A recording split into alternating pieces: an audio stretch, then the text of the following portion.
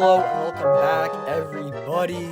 Yes, it is back. The infamous series you've all been asking for. Well, maybe not, but it's here. This is the ultimate 10 terrifying details in the Arkham game. So if you don't know, I've done a 10 terrifying details for every single Arkham game so far. I'll link them below if you want to check them out. I'm very appreciative if you do. But anyways, today I'll be collecting some of the most terrifying Easter eggs across Arkham. But I'll try my best not to use any I've previously used in other videos, which may be a bit of a challenge, but we'll see how it goes. Anyways, check out the Discord if you wouldn't mind, and I would really appreciate if you wouldn't mind subbing to the channel. You never know, it could even bring Killer Moth back into the Arkham games, which is what we all truly want, let's be honest here. But let's go ahead and hop into the very first terrifying detail, and please let me know if you want a part 2, but let's just get into it. So, why don't we begin with one of the most underrated characters in the Arkham games, and in my opinion, the DC universe. The old Solomon Grundy, born on a Monday, crit on Tuesday. You get the point. Now, in Arkham Knight, on Founders Island, you can find a sort of, shrine created for Solomon Grundy, and you can even hear the famed fable of the main man. An extremely creepy one at that.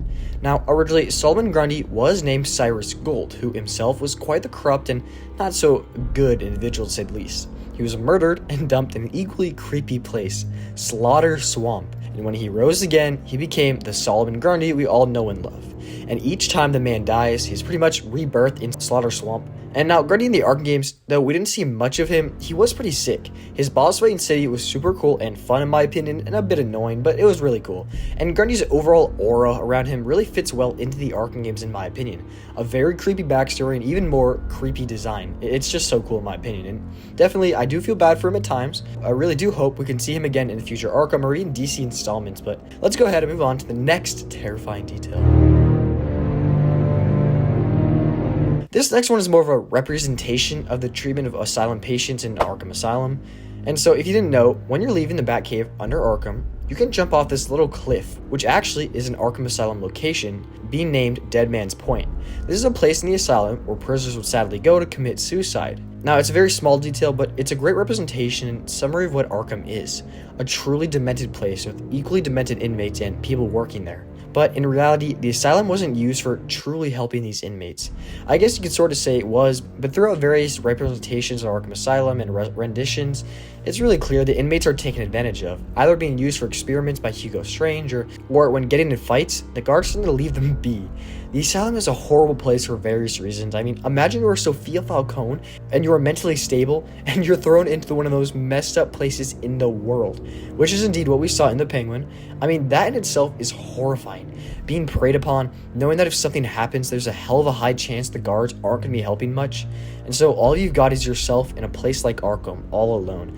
I love the Penguin. I thought Sophia Falcone was just an awesome character, and her actor did a great job, and that was one of my favorite scenes in the show, her first being in the asylum and seeing how horrifying and really crazy and creepy it is. But let's go ahead and move on. Cyrus Pinckney, an 1800s architect in Gotham City, has one of the most creepy side missions in the Arkham games. And so, if you didn't know, in Batman Arkham Origins, there's a sort of secret side mission quest type ordeal where you go around the city searching for some information on Cyrus Pinckney.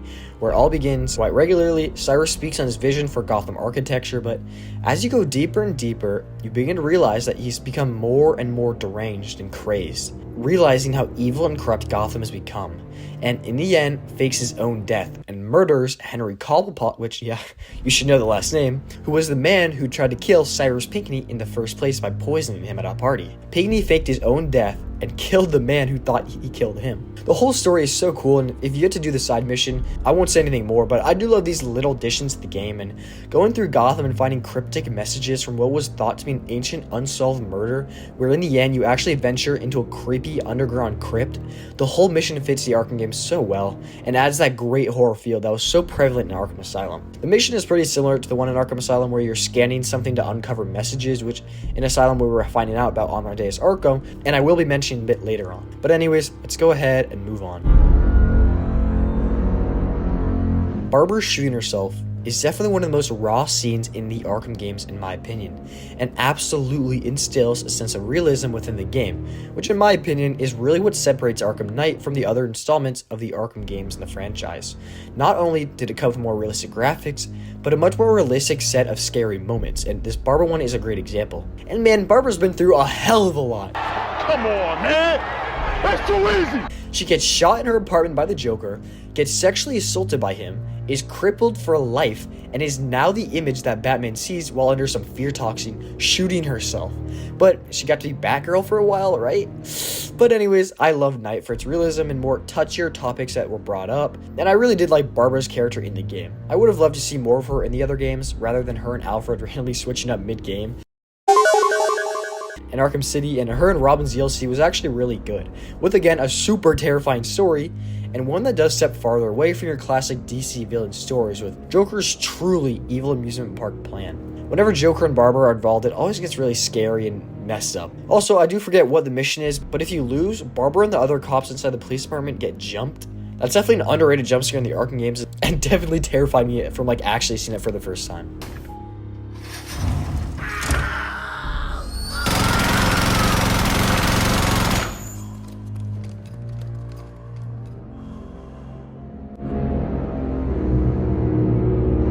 So I guess we should take a look at what I mentioned about earlier, the Spirit of Arkham.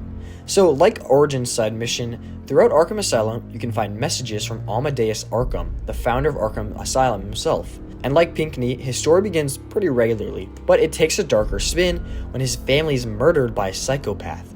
This psychopath becomes a patient at Arkham Asylum. So the messages speak on his transformation back to what Arkham thought was sane. And when he finally got out and was released, he said all he wanted to do was walk in the park and smell the fresh Gotham air, which cannot be that fresh, but...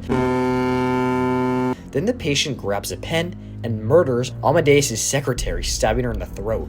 Amadeus proceeds to watch the guards beat him to death, and from then on, he became much more wrathful and filled with hatred, calling new inmates degenerates and animals, beating patients to death, and torturing Killer Croc. Amadeus became a pretty terrifying dude to say the least.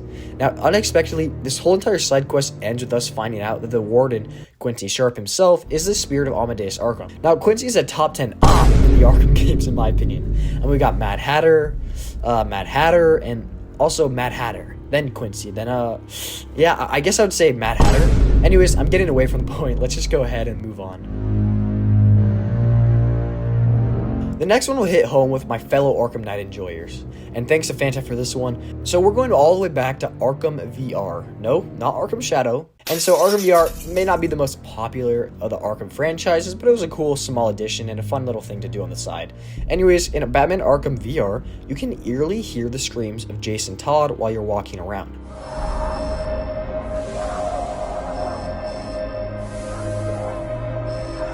Of course, being from when Joker is torturing poor Jason, which we can see fully in Arkham Knight. But anyways, do I need to explain why this is evidently just terrifying and just really sad? Jason was put through such horrors by the Joker, mentally and physically, believing that Batman, his father, just moved on and replaced him with a new Robin.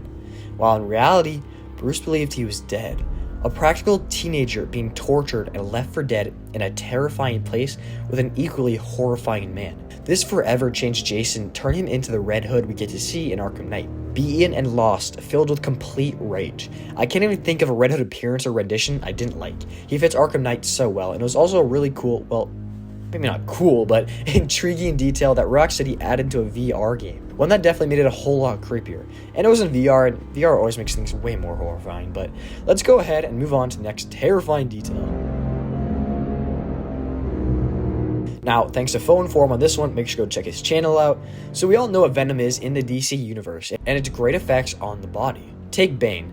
It mutilates and empowers him so much that he can practically tank anything. Now, you'd also think that this is an extremely experimental drug that only Bane uses and curates for himself. Well, guess again. In Batman Arkham Shadow, you can actually find a magazine, most likely a pharmaceutical one, that showcases Venom as some sort of performance enhancer, something close to a steroid. Now, evidently the type of Venom that Bane is using to pump himself up is probably different than this, but this simple article brings in a whole lot of questions. Is Venom commercialized? How did it get commercialized? What did Bane do to tamper with it? On and on.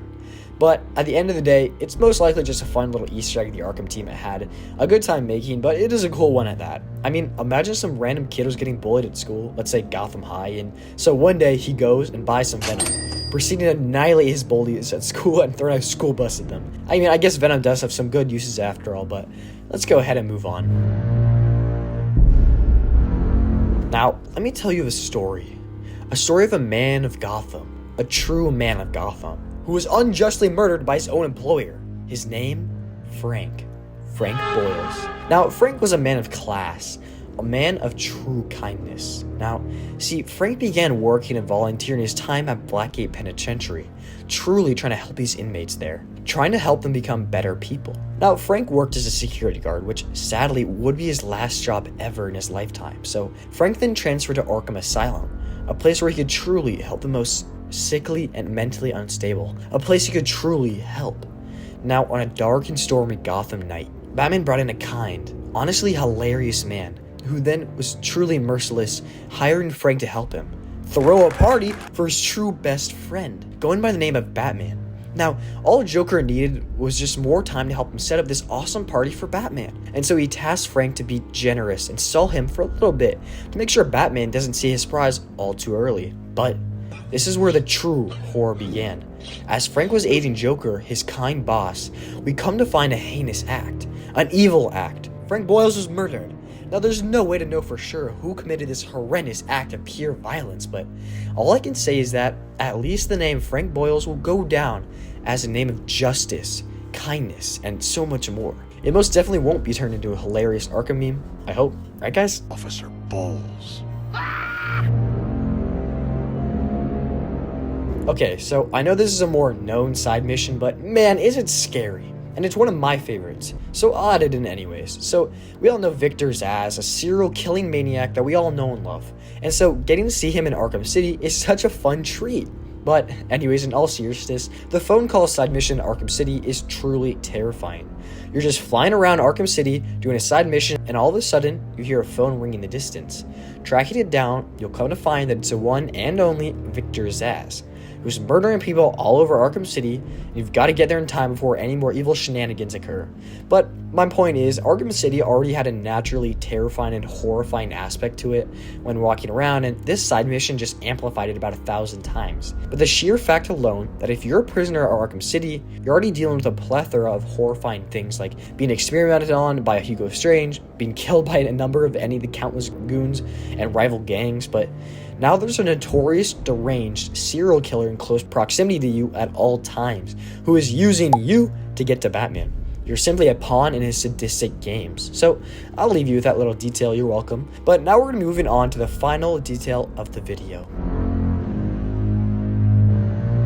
Now, I do know this game is indeed controversial and hated, but I had to include at least one detail for Suicide Squad Kill the Justice League in this video. But glossing over that, this is the one that sort of leads to more theories. So anyways, in Metropolis, you can actually find a bloody kite on the side of this wall, leading us to believe that Kite Man, one of Batman's most powerful rogues, was brutally murdered, showing what has happened to the superheroes and villains who were still in Metropolis during the beginning of the Brainiac's invasion. It's a pretty dark detail for the game, and one that honestly pisses me off. Same thing with Killer freaking Moth. We don't ever get to see them, but they're given a terrible off-screen death? Really? Anyways, my point is that the invasion of Metropolis truly was brutal, and you see people getting turned into the Brainiac aliens whilst you're helpless, Batman's hunting you down and stalking around Metropolis and the city, and lower tier villains are being murdered in cold blood. But also, is Suicide Squad really canon? Anyways, thank you for watching. I really do hope you enjoyed this video. It's definitely a part of my most popular series so far on the channel, and I really made this one to see if you guys want more parts, since it would be more difficult and not really worth making multiple parts for each Arkham game that I've already done. But anyways, I will link the terrifying details in the Arkham games in the description below if you want to go check them out. None of the details I added today should overlap, but other than that, I would really appreciate if you go check out the Discord. Again, I'll link it down below in the description, and I would really highly appreciate if you wouldn't mind subscribing to the channel. And lastly, let me know what videos you want to see in the future, and other than that, thank you for watching, make sure to stay safe, and I'll see you in the next video. Goodbye!